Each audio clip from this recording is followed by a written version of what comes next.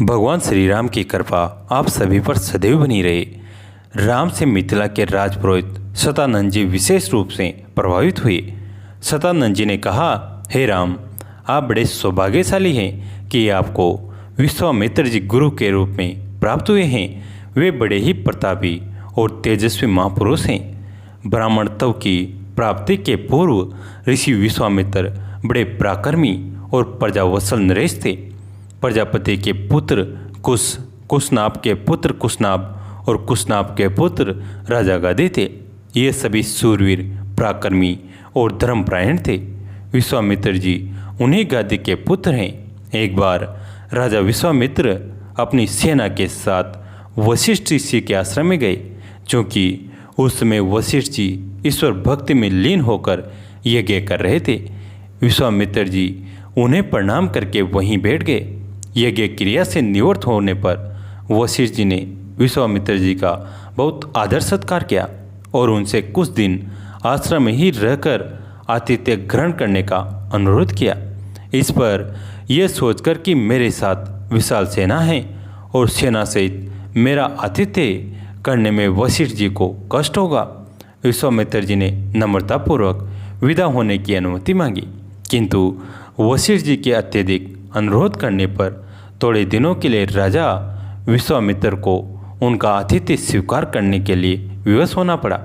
राजा विश्वामित्र के आतिथ्य स्वीकार कर लेने पर वशिष्ठ जी ने कामधेनु गौ का आह्वान किया और उसे विश्वामित्र तथा उनकी सेना के लिए 6 प्रकार के व्यंजन तथा समस्त प्रकार की सुविधाओं की व्यवस्था करने की प्रार्थना की।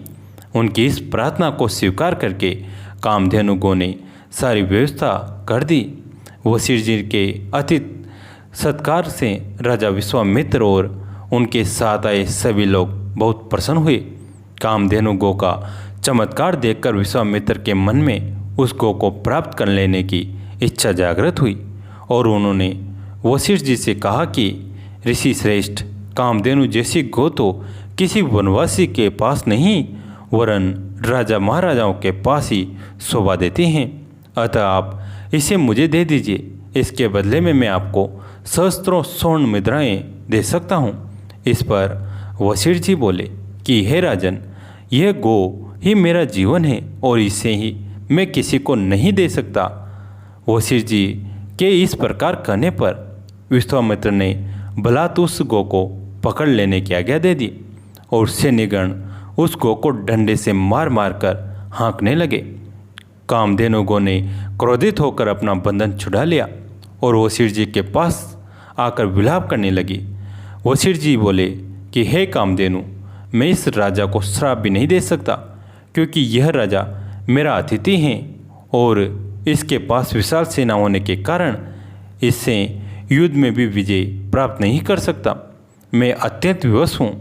वशिष्ठ जी ने इन वचनों को सुनकर कामधेनु ने कहा कि हे ब्रह्म ऋषि, क्या एक ब्राह्मण के बल के सामने क्षत्रिय का बल कभी श्रेष्ठ हो सकता है? आप मुझे आज्ञा दीजिए, मैं एक क्षण में इस क्षत्रिय राजा को उसकी विशाल सेना सहित नष्ट कर दूंगी।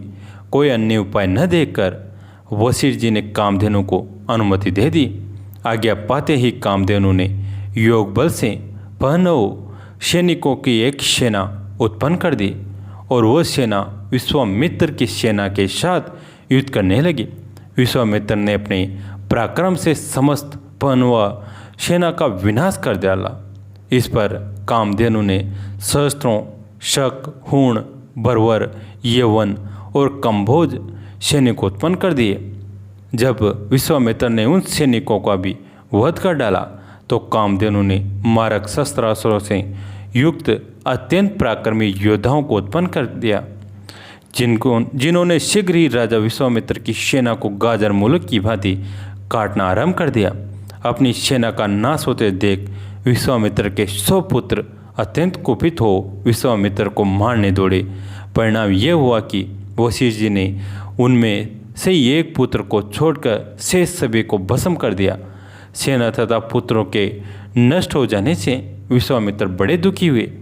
अपने बचे हुए पुत्र का राज दिलाकर वे तपस्या करने के लिए हिमालय की कंदराओं में चले गए। वहाँ पर उन्होंने कठोर तपस्या की और महादेव जी को प्रसन्न कर लिया। महादेव जी को प्रसन्न पाकर विश्वामित्र ने उनसे समस्त दिव्य शक्तियों के साथ संपूर्ण धनुर्विद्या के ज्ञान का वरदान प्राप्त कर लिया।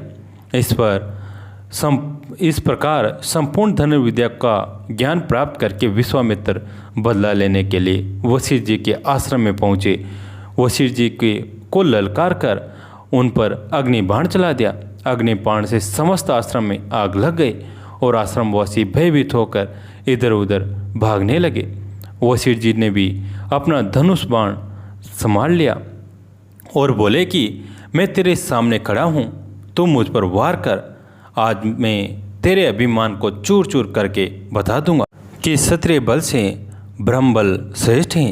क्रोध होकर विश्वामित्र ने एक के बाद एक आग्नेयास्त्र, वर्णास्त्र, रुद्रास्त्र, इंद्रास्त्र तथा पाशुपास्त्र एक साथ छोड़ा, जिन्हें विश्वामित्र जी ने अपने मारक अस्त्रों से मार्ग में ही नष्ट कर दिया।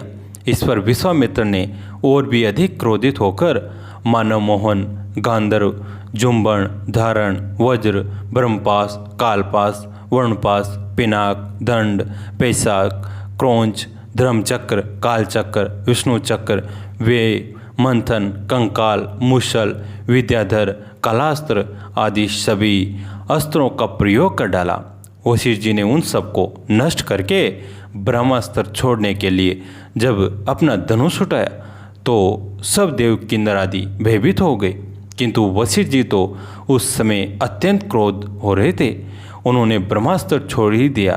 ब्रह्मास्त्र के भयंकर ज्योति और गगन भेदी नाद से सारा संसार पीड़ा से तड़पने लगा। सब ऋषि मुनि उनसे प्रार्थना करने लगे कि आपने विश्वामित्र जी को परास्त कर दिया है, अब आप ब्रह्मास्त्र से उत्पन्न हुई ज्वाला को शांत करें। इस प्रार्थना से द्रवित होकर उन्होंने ब्रह्मास्त्र को वापस बुलाया और मंत्रों से उसे शांत किया।